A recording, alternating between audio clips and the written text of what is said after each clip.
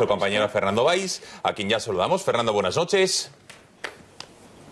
Hola Gonzalo, buenas noches. Bueno, cuéntanos, ¿cómo ha ido este acto que me gustaría en primer lugar ver, digamos, la convocatoria del acto a la prensa, a quien ha querido ir? Y fíjense, a ver si lo podemos ver en pantalla, porque era en un mapa de España, por lo menos de la península, con la bandera de España y Cataluña claramente, digamos, independizada, con la bandera catalana, y ahí en el acto era un cara a cara, un debate entre Artur Mas y José Manuel García Margallo. En primer lugar, ¿cómo se presta el todavía diputado García Margallo, Fernando, a este tipo de debates con Artur Mas? La verdad es que no es de extrañar, porque ya hizo aquel cara a cara en las elecciones generales del año pasado con Oriol Junqueras cuando era ministro de Exteriores, con lo cual no es de extrañar, ¿no?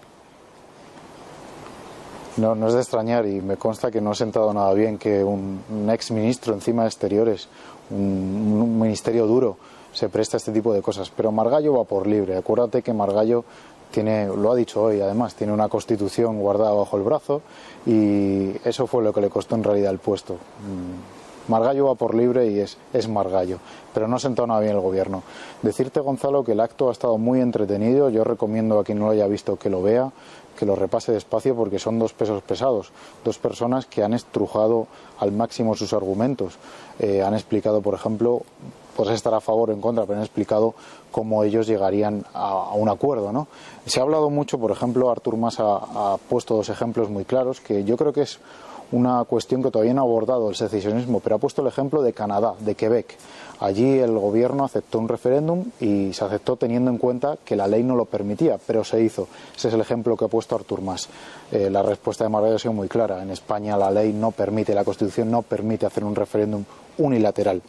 Ha puesto también Artur Mas el ejemplo de Escocia y ha citado a David Cameron, que dijo que permitía ese referéndum porque era un demócrata.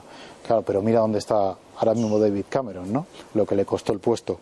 O, por ejemplo, han hablado de proponer una reforma de la Constitución. Acuérdate, como te he dicho, que Margallo tenía guardado en un cajón una reforma de la Constitución que ha sido lo que le ha costado el puesto en el gobierno.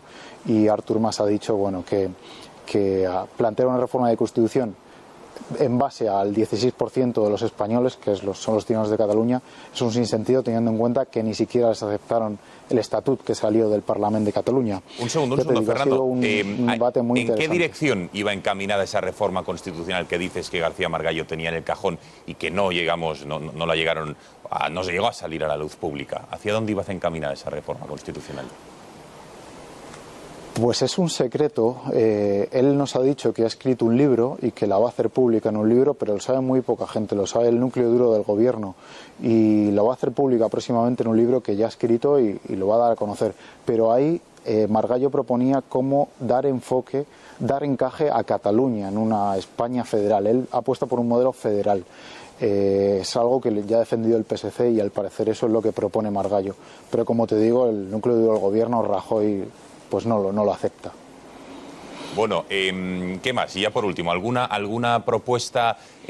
No sé si se ha llegado a algún tipo de acuerdo, de visión, porque vamos a escuchar, sí que me gustaría un corte de Artur Mas, donde decía que esto va de votar y no de vetar, que no va de vetos la cuestión. Le escuchamos.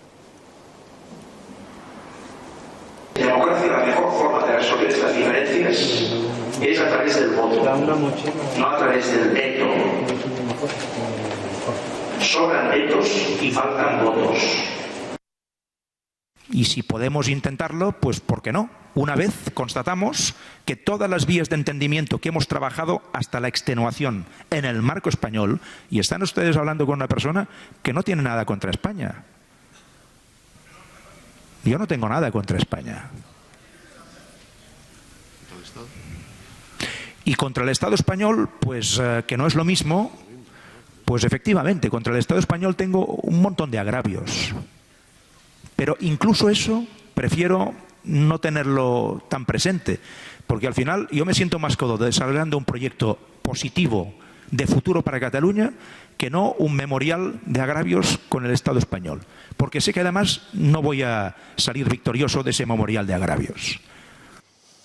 Bueno, Fernando, una última cuestión. Yo no sé si entre ambos han llegado a algún tipo de acuerdo, de conclusión de cuál es la mejor manera de ese encaje entre los independentistas, los separatistas que se quieren ir, que es una cosa evidente, para seguir permaneciendo, en fin, dentro de España.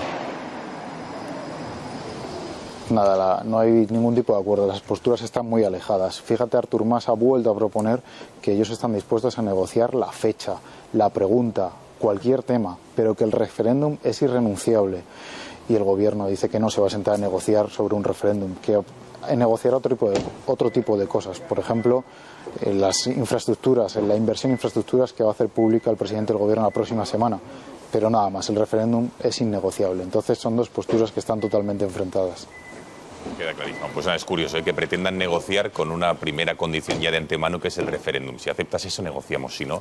Bueno, Fernando Valls, que muchísimas gracias por haber atendido a las cámaras del Catalagua y muy buenas noches. Muchas gracias.